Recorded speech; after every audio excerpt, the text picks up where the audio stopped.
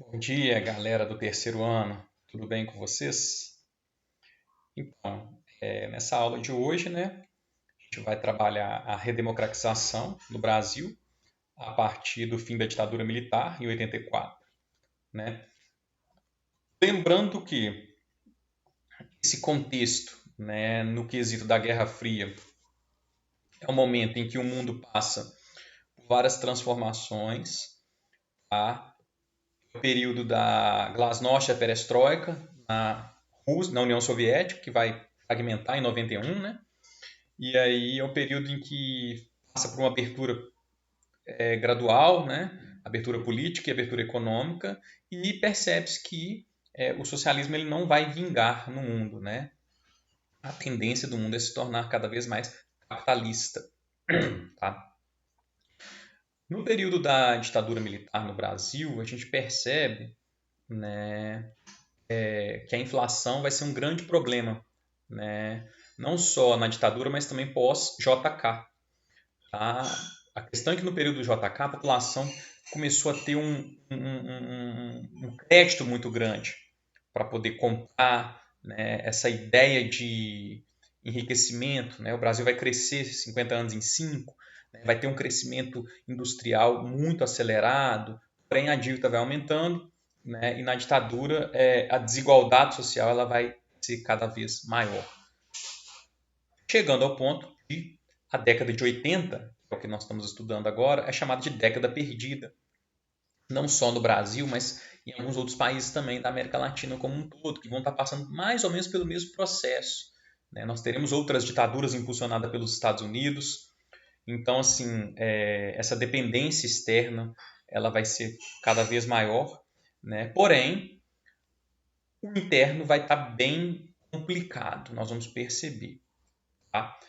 O presidente que vai assumir é o Tancredo Neves, de forma indireta, em 84, uma vez que a emenda Dante de Oliveira ela não passou no Congresso. Ela precisava de pelo menos 2/3 de votos e não obteve esses 2/3. Então, Tancredo Neves ele vai assumir de maneira indireta, em 84. E aí vai acontecer algumas coisas, né? Vamos ver aqui na apostila, vamos ler. Tá? Eu vou precisar de pelo menos 2 vídeos para fazer essa aula, porque é bem denso, né? É um conteúdo bem denso que a gente vai estar vendo aqui, e aí é preciso que vocês tenham bastante atenção. Tá? A eleição de Tancredo Neves marca o fim do regime militar, democratização. Apesar de indireta, sua escolha é recebida com entusiasmo pela maioria dos brasileiros. Claro, né? Só o fato de ter acabado a ditadura, né, num contexto em que grande parte percebeu que a ditadura ela foi, né, muito prejudicial ao país, de certa forma. Então, só de ter um presidente civil já alegraria grande parte da população. Eleito pelo Colégio Eleitoral com apoio do conjunto das oposições, exceto o PT, Tancredo não chega a assumir o cargo. Na véspera da posse, é internado no hospital e vai falecer 37 dias depois. Entra no seu lugar o José Sarney, que era o vice. Tá? Então, em 89, pela primeira vez, não, José Sarney entra em 85, né? E vai ter o governo dele, aqui vai resumir, né? Depois, né, de 89, pela primeira vez, o país vai eleger um presidente pelo voto direto, uma vez que a Constituição de 88, ainda no período Sarney, vai definir as eleições diretas para presidente, além de ter a Constituição cidadã, né, que vocês já viram, eu passei até um resumo, né, na aula passada aí para vocês lerem, tá? E aí vai ter o governo Collor, enfim, né? Depois a gente vai ver. Beleza. Entulho autoritário, esse é um texto só que eu fiz aqui um texto resumo antes de entrar no Sarney, né? Duas fases. A primeira, chamada de entulho autoritário, dos traços antidemocráticos do regime anterior. As maiores expressões dessa fase são a elaboração de uma nova Constituição. A segunda é marcada pela restauração da cidadania, tarará, enfim. Então esse texto aqui destaca duas fases, né? Antes da ditadura e pós-ditadura, né? Pós-Constituição, na verdade. Então aqui começa, fala um pouquinho do Tancredo Neves, né?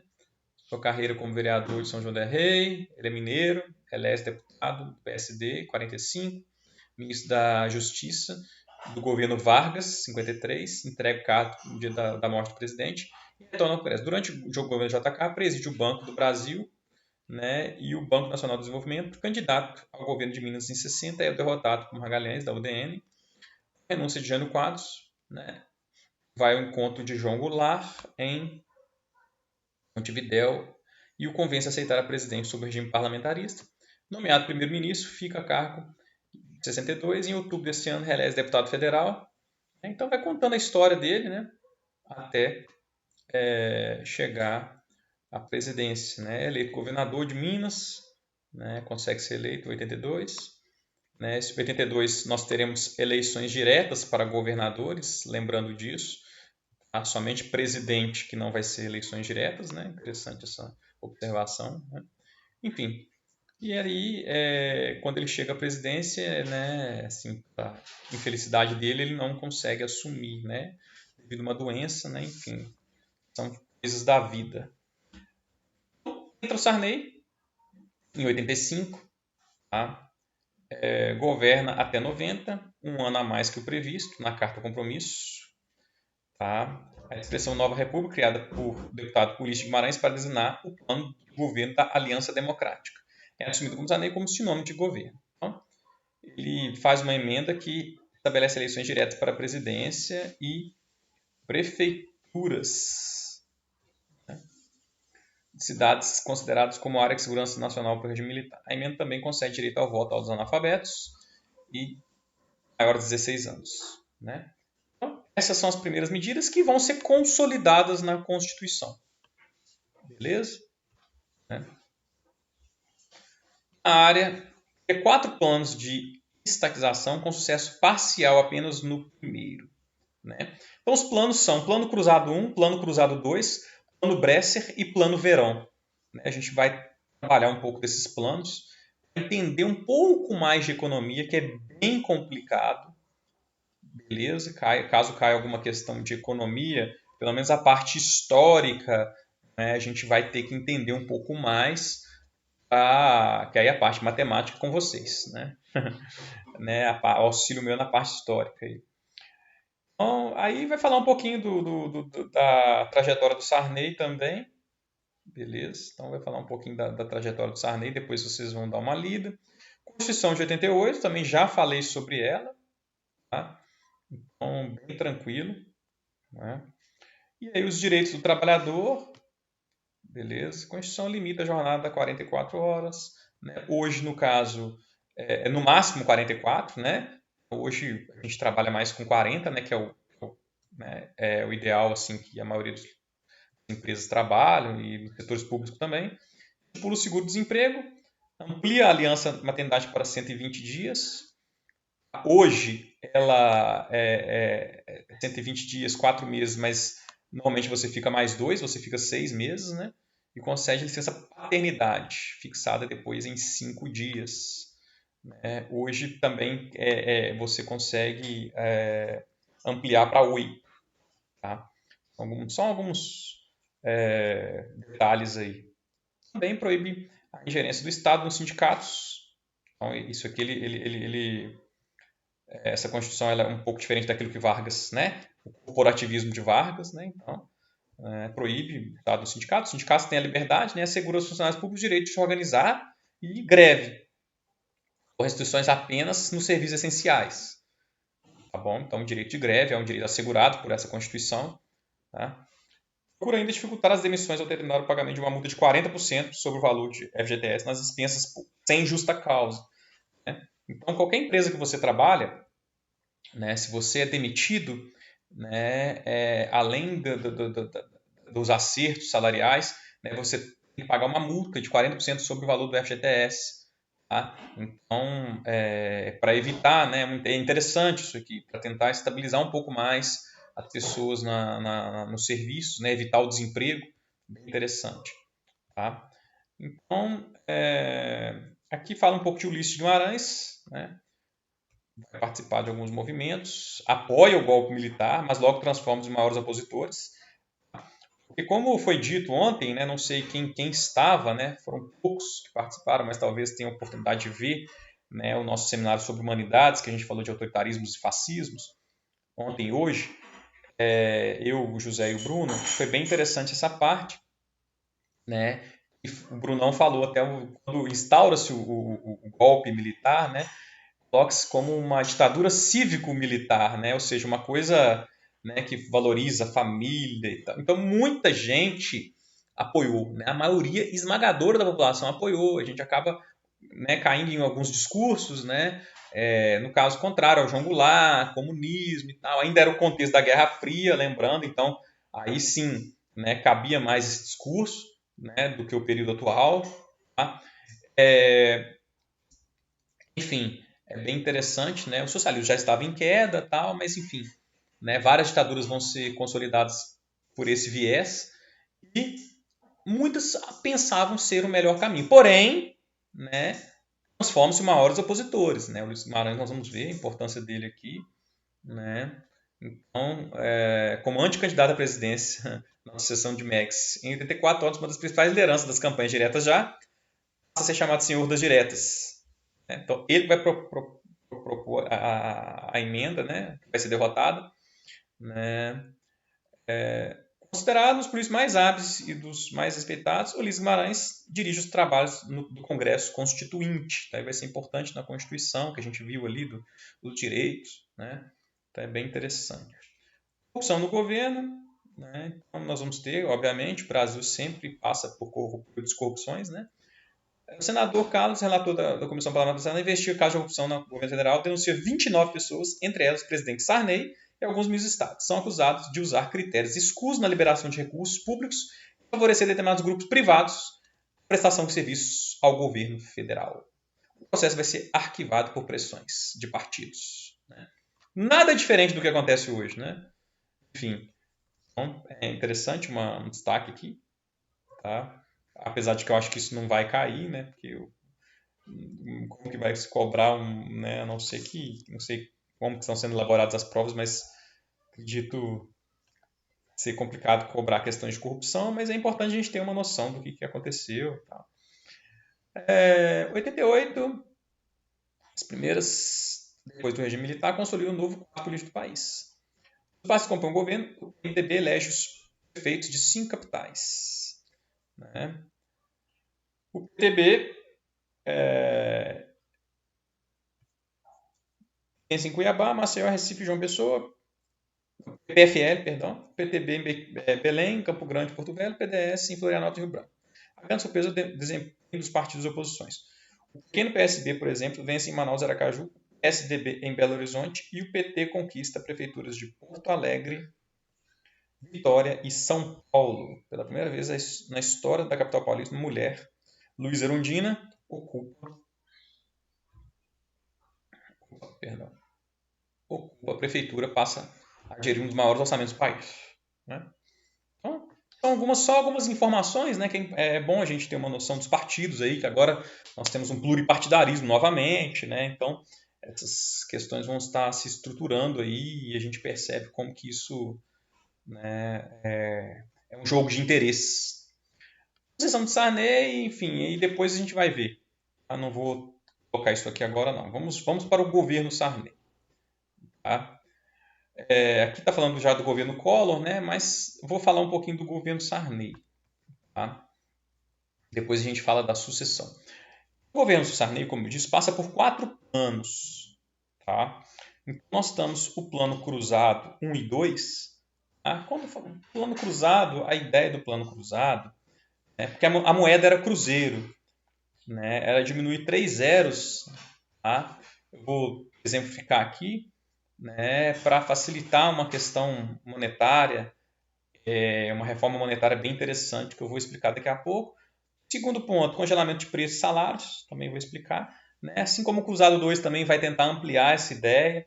Né? Enfim, princípio, tem um acordo com os supermercados para que esses possam diminuir, manter tabelados os preços, né? Enfim, que as pessoas possam ter condições de comprar para diminuir a inflação, né?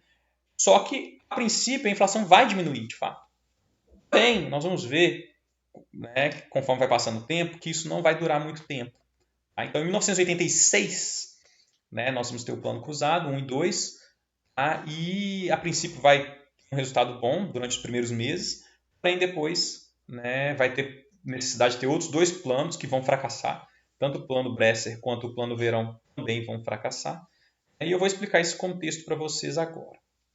Aí eu vou pegar um outro pequeno materialzinho aqui que eu peguei na própria internet, né, do dicionário financeiro, né? É bem tranquilo, explica de maneira bem resumida, né? O plano cruzado foi um plano de estabilização econômica ocorrido por Sarney. Objetivo: controle da inflação. Tá? As principais medidas foram colocadas em prática pelos decretos-leis. Né? Então, tem alguns decretos-leis aqui que vão colocar essas medidas em prática. Tá? É importante a gente saber da importância dos decretos-leis para colocar medidas dessas, né, que são como se fossem emendas, né, decretos-leis, para colocar isso em prática. Só que isso não vai vigorar. Por isso que essas leis elas não se perpetuam hoje, não vai vigorar. Né? Mas alguns decretos elas vigoram, continuam, né? Conforme as coisas os próximos governos vão acatando ou criando outros, né? Ou seja, acabando com um e criando outros. Nada diferente do que acontece hoje. Ficou assim conhecido na troca de moeda, cruzeiro para cruzado, cortando 3 zeros da moeda antiga. Né? Então, vamos tentar entender aqui as principais medidas adotadas. Reforma monetária estabelecendo a troca da moeda à razão de 1.000 cruzeiros para cada cruzado.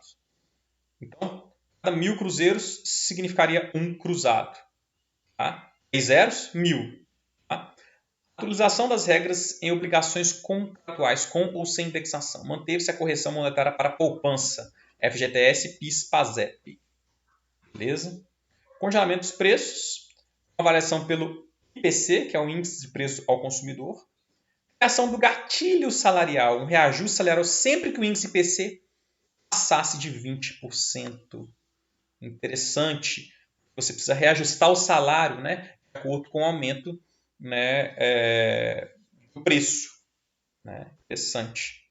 Passou de 20, um reajuste. Tá? Criação do seguro-desemprego, também medida bastante interessante, que vai se perpetuar com a Constituição de 88. Né? Fixação da taxa de câmbio. Né? Tentou-se fixar, né, essa taxa de câmbio de 3,8 cruzados por dólar. Beleza? Então, plano cruzado 1 e 2, essas são as principais medidas. Ok. Qual vai ser a consequência disso? Né? A princípio, obviamente, a inflação vai cair e a população vai voltar a consumir mais. Certo? Então, esse índice aqui, a tendência dele é subir. Né? E isso vai afetar muitos setores da economia. Primeiro, essa questão de reajuste salarial é muito complicado. Ontem, a gente estava falando sobre... Um estudante perguntou, né, no seminário de humanidades sobre a questão do Bolsa Família, que é um crime e tal, né? Ou seja, tudo que é transferência de renda, quando se transfere, igual o medo da reforma agrária, ou seja, transferir renda do mais rico para o mais pobre, isso sempre vai ser um problema. Por quê? Porque mexe com o interesse de pessoas muito poderosas. E aí, né, tanto os donos de supermercados quanto os donos de empresas não vão de certa forma, né, burlar esses planos. Né? Então, a população ela começa a melhorar, a população de forma geral, porém, isso não vai ser tão interessante para os grandes banqueiros, para os grandes, né, que ainda vão estar sofrendo esses impactos das crises econômicas. Enfim, o que vai acontecer? Claro que não pode ser uma explicação tão simplista como essa. Né? Tem um artigo enorme, eu estava lendo agora, mas eu falei, não dá para passar isso para vocês, que é muito complexo. Tá? Tem uma enormidade de jogo de interesse. Né? A própria população, a forma como a população reage, também começa a achar que pode fazer mais crédito e aí não dá conta de pagar e aí novamente embola tudo, né? E aí os bancos sofrem, enfim. Tem todas as questões. Fato é, né? Os preços não continuam sendo congelados, né? Vai ter uma variação, né? Os supermercados e tal. Então, o próprio governo não vai conseguir manter esses preços, por mais que vai tentar outras vezes, né? Como, por exemplo, no plano Bresser, né? que vai ser o plano Bresser, né? Então, o plano Bresser foi um plano de estabilização econômica elaborado pelo ministro da Fazenda, Luiz Carlos Bresser. Né? Nós vamos ter uma mudança de Ministério da Fazenda, né, nesse período, Luiz Carlos Bresser, assim como o Banco Central também. Tá? E aí eles vão tentar nessa linha de congelamento de preço e tal. Esse plano foi desenvolvido no governo Sarney como a terceira tentativa. Né? Sendo assim, o plano Bresser foi implementado no processo em um país já se encontrava em processo de desaceleração econômica importante. Por mais que tentou-se novamente acelerar após a queda da inflação, mas não conseguiu, então já estava passando por um processo de desaceleração. Né? Aqui, ó, poucos meses o governo já tinha declarado moratória e a moratória dos juros da dívida externa. Né? Ou seja, moratória é como se você não consegue pagar, você declara moratória e enfim, não sabe-se lá quando que vai pagar, enfim, essa dívida. Até hoje a gente sofre alguns efeitos dela. Né? Principais medidas: congelamento de preço e salários. Foi progressivo, realizado em 3 etapas. Primeiro, congelamento geral dos preços, salários e aluguéis por 90 dias. Em segundo, a flexibilização desse mesmo congelamento. E, por fim, a descongelamento total dos preços. Né? Então, você congela por um tempo, né? Flexibiliza, depois descongela. Essa que era a ideia. Tá?